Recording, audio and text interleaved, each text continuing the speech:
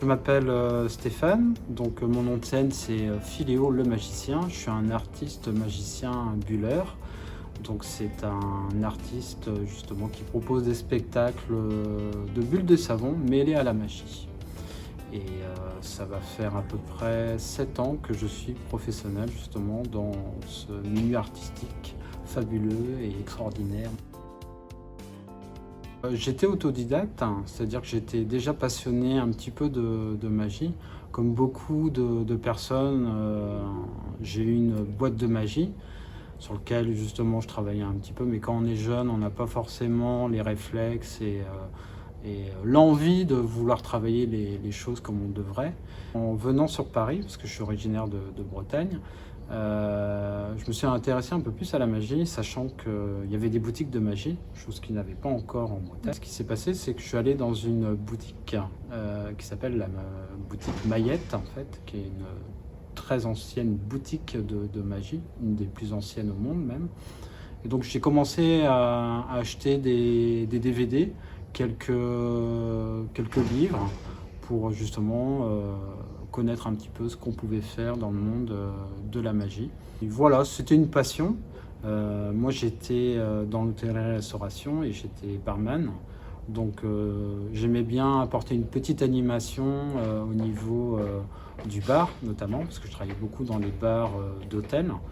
Et je trouvais que d'apporter une animation magique, ça surprenait, c'est pas quelque chose qu'on voit souvent. Et puis après, j'ai eu une période où je suis revenu en intérim. Et en fait, on fonctionnait justement par mission. Et on allait à des endroits, on va dire, assez atypiques. Et un jour, le destin a fait que je suis parti travailler sur une péniche qui n'est plus là actuellement, qui s'appelait le Métamorphosis. Donc c'était un bateau qui restait à quai du côté de Saint-Michel. Et donc en fait, vous aviez un dîner, vous aviez un spectacle dans la cave. Et donc c'était un magicien que je ne connaissais pas du tout. Et donc je l'ai rencontré, j'ai parlé un peu avec lui, il m'a fait quelques tours de magie. Du coup ça a relancé un peu la machine. Et puis comme je travaillais bien et on s'entendait bien, je revenais assez souvent justement sur ce bateau. Et donc j'ai repris un petit peu à faire de la magie. Et puis après, il est arrivé qu'ils ont dû fermer boutique pour travailler ailleurs. Et donc je continuais à faire toujours de la magie dans les bars d'hôtel. Et puis un jour, 15 ans d'hôtellerie-restauration, ça commençait un petit peu à être fatigant. Et ensuite, ce qui s'est passé, c'est que je me suis dit, est-ce que j'aimerais pas essayer peut-être de sauter pas? Donc le destin m'a encore rattrapé, où on a eu une soirée du personnel et on est allé en fait au Double Fond, qui est un café-théâtre qui est propriétaire de la boutique Mayette, justement, dans laquelle j'ai acheté mes premiers DVD et livres de magie.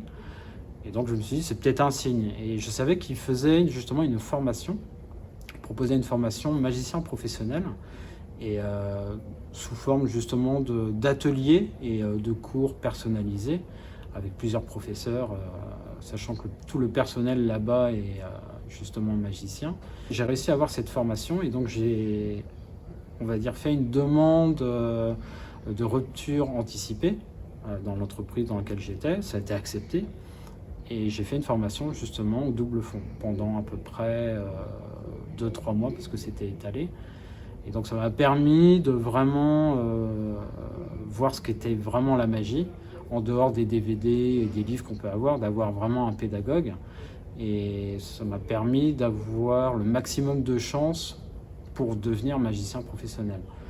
Et après, des rencontres, sans rentrer dans les détails, font qu'on va se spécialiser dans telle discipline, parce que c'est vrai qu'en magie, il y a tellement de disciplines différentes, on essaye d'aller un peu sur toutes et en fait il faut vraiment trouver une spécialité sur laquelle on va exceller et sur lesquelles on va pouvoir se démarquer, parce qu'encore une fois on n'est pas tout seul sur le marché et il faut proposer des choses que les autres ne proposent pas, d'où justement les bulles de savon qui sont arrivées par la suite. Donc en fait il y a plusieurs spectacles, on va commencer par les spectacles en intérieur, parce que les spectacles de magie des bulles de savon peuvent se réaliser en intérieur comme en extérieur. Donc en intérieur, c'est des spectacles qui sont à destination de tout public. C'est-à-dire que ça peut partir d'un enfant, d'un bébé, qui va pouvoir justement admirer des bulles, donc il va ressentir une émotion, parce que le but de la magie en général, c'est de provoquer une émotion. C'est vraiment tout public. Il y a plusieurs durées. On est sur une durée qui peut être de 20 minutes, par exemple pour des crèches. Donc on propose des spectacles sur une durée de 15-20 minutes grand maximum, parce que au-delà c'est un petit peu trop long. Ensuite, la deuxième durée c'est 45 minutes, et ça peut aller jusqu'à 1h30. Donc ça c'est pour les spectacles en intérieur. Vous avez donc c'est des spectacles scéniques, c'est-à-dire que pas forcément avec une estrade, mais vous avez par exemple une configuration un peu théâtrale, et je suis devant justement le public. Vous avez donc la magie close-up aussi. Donc c'est similaire à la magie close-up que vous connaissez probablement, où c'est vraiment la magie de proximité, mais avec les bulles. Donc là on est en déambulation à un lieu fixe, par exemple pour un mariage, pour un baptême, en extérieur ou en intérieur, le plus souvent en intérieur. Et donc c'est des durées à peu près variables, c'est en fonction du nombre de convives. Et donc on va déambuler parmi les convives, et on va leur proposer des effets avec les bulles de savon mêlés à des effets de la magie. Donc c'est très interactif, parce que on fait participer énormément les convives, et ça les ramène un petit peu en enfance. Ensuite, vous avez les spectacles en extérieur, pardon. Alors, les spectacles en extérieur, ce sont des spectacles qui sont un peu différents, parce qu'on ne va pas pouvoir utiliser tout le matériel qu'on utilise en intérieur dû aux conditions atmosphériques, c'est-à-dire que vous avez du vent.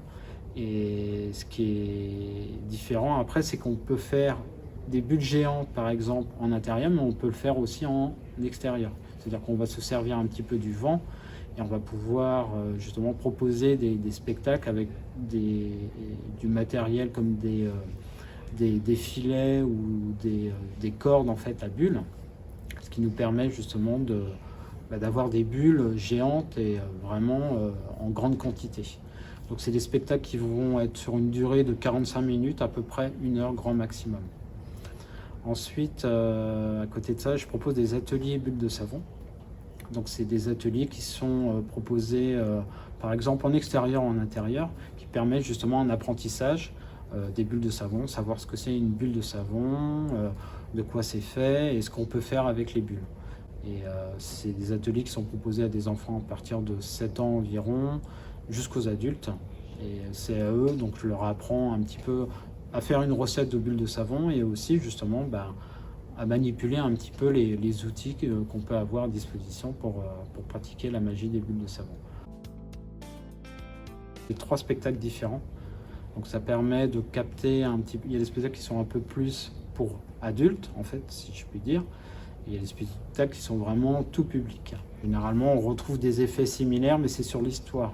L'histoire va être totalement différente. C'est-à-dire que j'ai un spectacle qui est le spectacle Feria, qui est vraiment public familial. J'ai un spectacle dernièrement que j'ai créé, ça s'appelle Bubble Juice. C'est un spectacle comique bulle, parce que je voulais avoir un personnage aussi un peu comique, pas sérieux tout le temps. Et j'ai un spectacle qui est L'Alchimiste, qui est un spectacle un peu plus sombre en fait, et qui, je trouvais, se mariait très bien avec l'univers des bulles de savon. La musique est, on va dire, un des facteurs les plus importants dans les spectacles de bulles, au même titre que la lumière. C'est-à-dire qu'il faut avoir une histoire, bien sûr, avec son spectacle, mais il faut avoir un fond musical. C'est-à-dire que là, je vous parlais par exemple de Bubble Juice, en fait, qui est un personnage un petit peu comme Beetlejuice, donc un peu burlesque et un peu foufou. Donc on va avoir une musique un petit peu en décalé, qui va être un petit peu rigolote, un petit peu comique. Donc ça permet justement de capter davantage l'émotion du public et des spectateurs, et justement de le faire rentrer dans le spectacle beaucoup plus facilement, le tout mêlé justement avec les bulles de savon. Ensuite, c'est vrai que la lumière est aussi importante, c'est-à-dire qu'il faut des conditions Alors, il ne faut pas que ce soit non plus trop sombre, pas que ce soit trop lumineux, mais on essaie de trouver un juste milieu en fonction du lieu dans lequel on se trouve. Généralement, dans les spectacles de bulles de savon, on utilise beaucoup justement tout ce qui est travail de sculpture, uniquement avec des bulles ou en intégrant par exemple de la fumée ou en intégrant du feu, ou alors de l'hélium aussi. Donc on va dire tout ce qui est un peu comme l'hélium ou un gaz un petit peu particulier, on peut justement le mettre à l'intérieur d'une bulle. Donc ça va nous permettre un petit peu d'enjoliver les effets. Si on fait par exemple une sculpture de bulle sans fumée, pour vous montrer justement la sculpture comme elle doit être, ça va être un petit peu compliqué. Mais avec de la fumée, ça va vous permettre justement de valoriser cette sculpture. Donc beaucoup de sculptures, que ce soit avec des outils comme des anneaux à bulles. Vous avez aussi un travail avec, comme je vous parlais tout à l'heure, des lumières sur les tables lumineuses qui permet justement de poser des bulles assez importantes et de faire des effets justement aussi de sculpture avec de la fumée, avec du feu et de faire justement des choses qui sont mises en valeur par les lumières. Après, vous avez l'écran à bulles qui permet aussi justement d'avoir une vision différente, c'est-à-dire que là vous avez une vision, on va dire, horizontale et verticale, et non pas justement à hauteur d'yeux. Donc vous imaginez un tableau et vous avez un film de savon, et donc là vous voyez les bulles sous un autre œil en fait directement, toujours aussi avec des jeux de lumière, et vous avez souvent la partie finale qui est avec des bulles géantes. Notamment la partie où vous avez un cercle et vous amenez quelqu'un du public et vous le mettez à l'intérieur d'une bulle. Donc ça c'est assez sympathique parce que c'est quelque chose de très original et les enfants en sont friands. Donc c'est quelque chose qui plaît beaucoup justement, et d'avoir vraiment beaucoup de bulles, c'est par là justement qu'on finit le spectacle. Vous avez des centaines de bulles pour clôturer justement le... Voilà, c'est un peu un feu d'artifice de bulles, donc voilà. Je pense que c'est les après-spectacles. Alors bien sûr, il y a toujours les ouah pendant le spectacle, mais c'est surtout à la fin, quand vous avez, comme c'est souvent un public avec une majorité d'enfants, les enfants qui viennent vous dire merci à la fin du spectacle avec leurs yeux illuminés. Enfin voilà, c'est la récompense un petit peu ultime, où on se dit, bon voilà, on a proposé quelque chose qui les a fait rêver, qui les a enchantés, qui les a émerveillés, qui leur a provoqué une émotion, et voilà, je trouve que c'est le plus grand plaisir, c'est voilà, d'avoir une reconnaissance et d'avoir soit un regard ou des mots de certains pour vous dire merci. Vous avez toutes, je pense, toutes les deux des souvenirs un peu d'enfance. C'est-à-dire que quand vous étiez par exemple à les fêtes foraines, pas les fêtes foraines, vous savez qu'il y a maintenant, qui sont un peu plus modernes, mais moi il y a toujours justement ce souvenir quand j'allais des fêtes foraines, c'était les odeurs. Vous vous souvenez un peu des odeurs de sucreries qu'on avait, de barbe à papa, de pommes d'amour, enfin des choses de popcorn très sucrées. Et souvent, quand on sent justement l'odeur de sucré, moi ça me rappelle un petit peu ça. Et il y a quelque chose que je voyais souvent quand j'allais dans les fêtes foraines, c'était justement des bulles de savon. Je ne sais pas si vous voyez, parfois vous vous baladiez un petit peu avec papa, maman, puis il y avait des bulles comme ça qui apparaissaient. Et parfois on arrivait à en attraper une. Et en fait, moi ça me faisait penser un petit peu à quelque chose.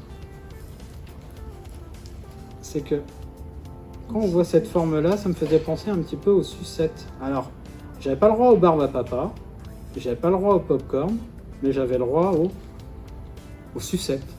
Et après, moi, je voulais vraiment avoir beaucoup de sucettes. Et ce que généralement je faisais, c'était hop, c'est que je vous en ferai une petite sucette. Et il y avait quelque chose que j'aimais bien aussi dans les fêtes foraines, c'était tout ce qui était manège. Alors, je sais pas si vous allez peut-être vous rappelez d'un manège qu'on trouvait assez souvent. Vous allez me dire si vous vous en souvenez.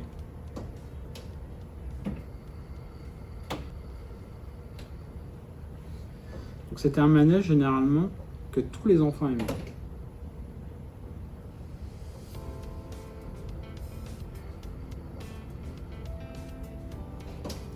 Alors parfois c'était à un étage, parfois c'était à plusieurs étages. C'est pas le mur de glace ou je sais pas, avec plein de miroirs. Je sais pas si Non, ça me fait pas penser celui-là. à ça un peu.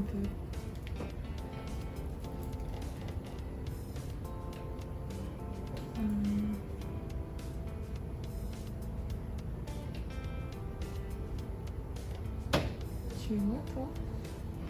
Alors attendez, je vais faire autre chose.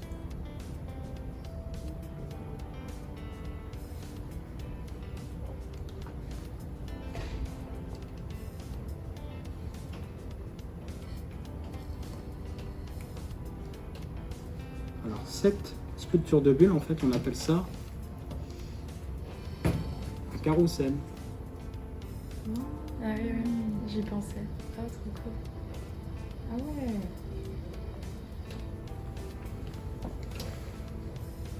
Trop joli. Waouh. Alors faut savoir aussi, donc là je sors un petit peu justement de la fête foraine, ça vous a ramené un petit peu en arrière. On utilise en fait les bulles dans beaucoup d'études, que ce soit les mathématiques, que ce soit un petit peu tout ce qui est scientifique et tout ce qui est événement un petit peu d'actualité. Je vais vous montrer. Vous savez, il n'y a pas si longtemps que ça, aux États-Unis, justement, on a connu des tornades. Et justement, grâce aux bulles, et en sculptant un petit peu les bulles, on peut justement essayer d'observer une tornade à l'œil nu. Mais on est vraiment juste à côté. Alors une bulle qui représenterait la Terre.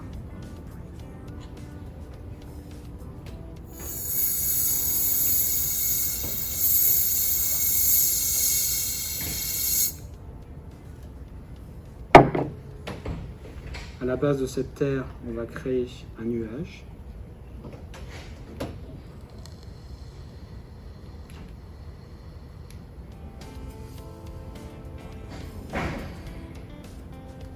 Et pour créer une tornade, il faut un vent violent.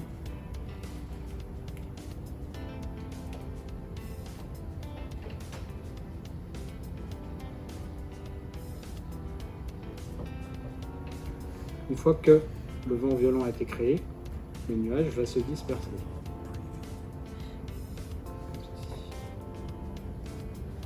Ensuite, une brèche vers le haut va permettre à la tornade de se créer.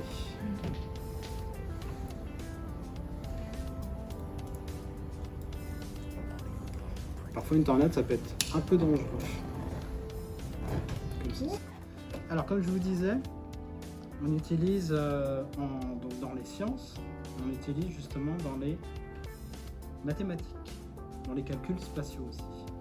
Sachez que en fait une bulle, c'est quelle forme généralement? Rond. Et vous savez pourquoi justement une bulle c'est toujours rond?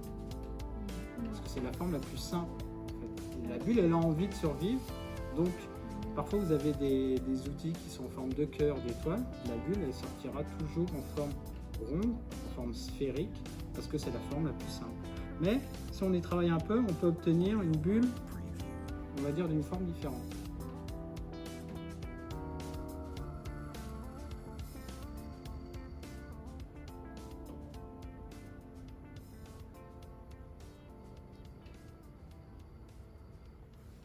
Donc, deux bulles liées sur lesquelles on va rajouter d'autres bulles.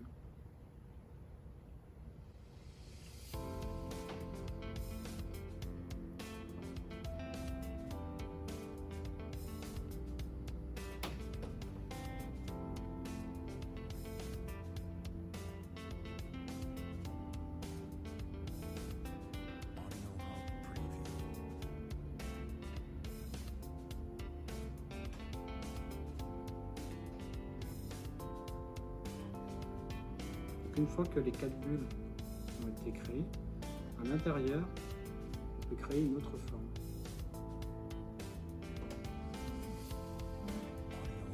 créer un cube. Alors je vais le mettre un petit peu en valeur pour qu'il soit plus visible.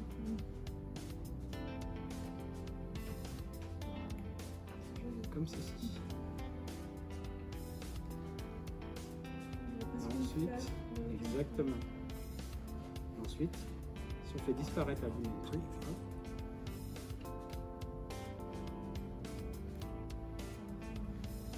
on revient sur une bulle.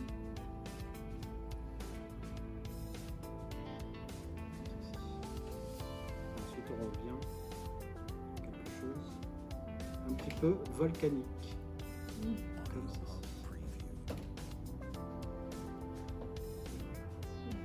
Alors, je reviens un petit peu aux fêtes foraines. Hop. Alors, qui c'est qui veut essayer mon gant magique? Vous essayez? Alors, droitière ou gauchère, peu importe. Plutôt droitière. Droitière. Je sais pas si c'est Laisse, hop, le mettre de toute façon. Alors, est-ce que vous avez déjà jonglé avec une bulle? Il faut aller très doucement. Non, je crois pas. Enfin, Alors celle-ci devrait être...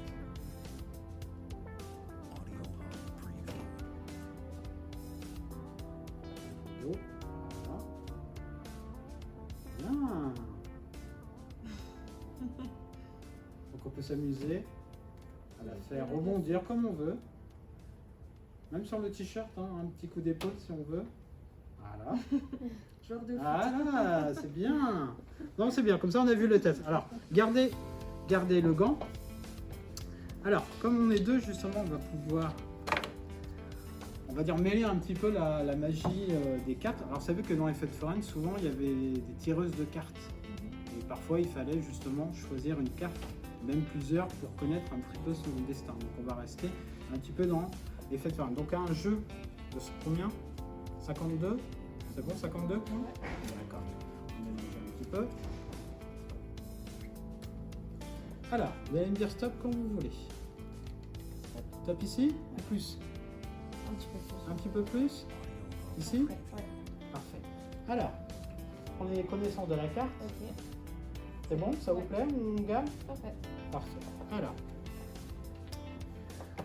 souvent quand on rencontrait justement quelqu'un qui nous tirait les cartes, parfois elle nous prédisait soit du bonheur, soit du malheur. Mais là j'ai l'impression que si c'était une carte qui devait vous donner soit du malheur ou du bonheur, ce serait plutôt du bonheur. C'est vrai ou pas?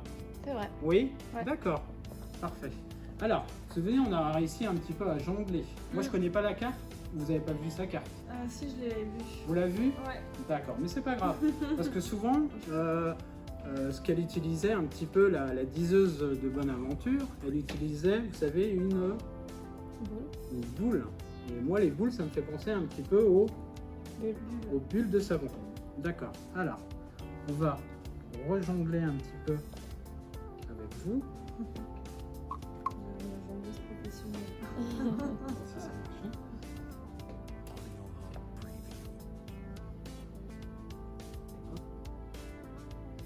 Alors, allez-y. Est-ce que vous voyez peut-être quelque chose à l'intérieur? Non, à part mon reflet et les fenêtres. Ah, je vois une forme un peu, mais Alors, je attendez. n'arrive pas à... Faites-la monter un petit peu. Hop. Vous avez vu? Ah. Vous voyez quoi à l'intérieur? Ah bah je vois un œuf de cœur. C'était quoi votre carte? C'est ça. L'œuf de cœur? Ouais, c'est super. Merci à vous.